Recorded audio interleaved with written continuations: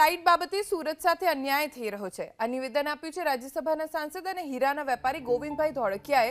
સાંસદે કહ્યું કે છેલ્લા 30 વર્ષથી સુરતને ફ્લાઇટ બાબતે અન્યાય થઈ રહ્યો છે।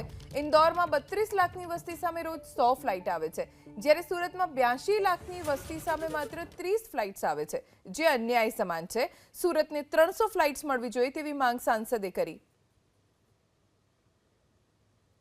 હવે પ્લેન શરૂ થયા છે, પરંતુ આપણે જો ગણીએ તો સુરત વસ્તીની દ્રષ્ટિએ ઇન્ડિયામાં 9મો નંબર છે અને એર પેસેન્જરની દ્રષ્ટિએ 37મો નંબર છે। આટલો મોટો અન્યાય સુરત એરપોર્ટને થઈ રહ્યો છે, એટલે બધાએ મારી સરકારશ્રીને પણ નમ્ર વિનંતી છે, એરપોર્ટ વાળાને, બધી એરલાઇન્સ વાળાને, કે તમે થોડી સુરત બાજુ નજર દોડાવો અને જેટલા સુરતમાં આવ્યા છે ધંધો કરવા એ બધાય ફાવ્યા છે, બધા હેપી છે, તમે હેપી થાઓ, પણ પહેલા તમે સુરત જલ્દીમાં જલ્દી તમે એરલાઇન શરૂ કરો।